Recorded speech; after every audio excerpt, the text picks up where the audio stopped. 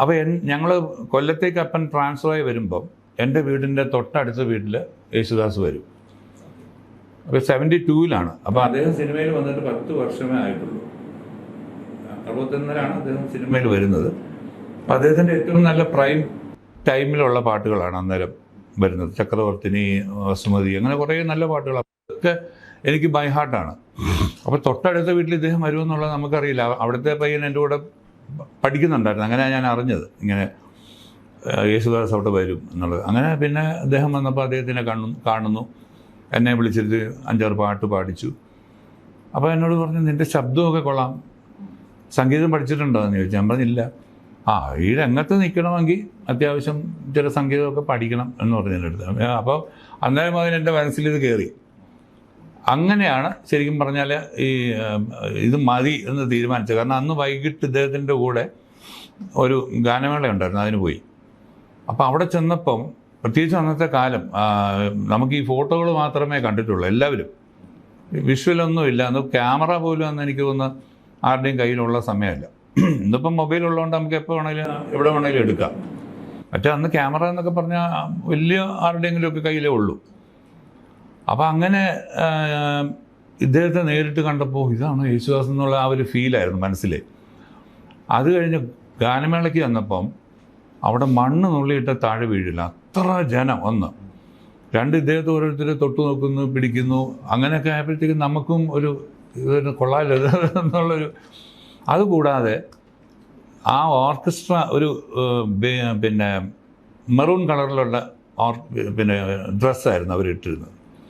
ഇദ്ദേഹം അതിൻ്റെ നടുക്ക് തൂവെള്ള വസ്ത്രത്തിൽ നിൽക്കുന്നു. സുജാത അന്ന് 12-13 വയസ്സേ ഉള്ളൂ. അപ്പോൾ സുജാതയും ഈ പറഞ്ഞ ഫ്രോക്കും മറ്റേ സ്റ്റോക്കിങ്സും ഒക്കെ ആയിട്ട് വെള്ള.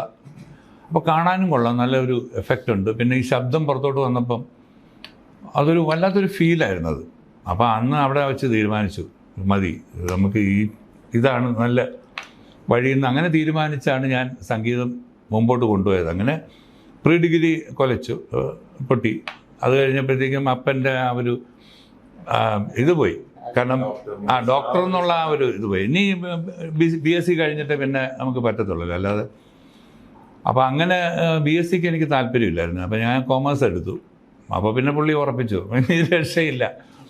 അപ്പോൾ പിന്നെ ഓക്കെ, അങ്ങനെ സംഗീതം പഠിക്കാൻ തുടങ്ങിയത് ഞാൻ. അത്യാവശ്യം ബേസിക്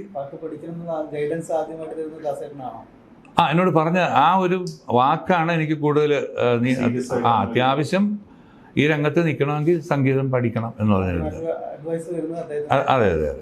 അപ്പം അങ്ങനെ ഞാൻ പിന്നെ മങ്ങാട് തങ്കപ്പൻ ഭാഗവതർ എന്ന് പറഞ്ഞ് കൊല്ലത്തുള്ള അദ്ദേഹത്തിൻ്റെ കീഴിലാണ് ഞാൻ തുടങ്ങിയത്.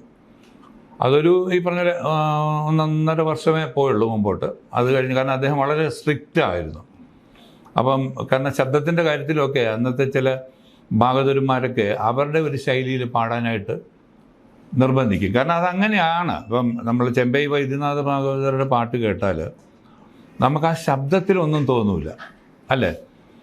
അതിൽ അവരുടെ ഭാവനയാണ്. ഇപ്പോൾ നല്ലൊരു ക്ലാസിക്കൽ സംഗീതജ്ഞൻ എന്ന് പറയുമ്പം ആണായാലും പെണ്ണായാലും അവരുടെ ശബ്ദത്തിനല്ല അതിനകത്ത് പ്രാമുഖ്യം. അതിനകത്ത് വരുന്നത് മുഴുവൻ അവരുടെ ഭാവനയാണ്.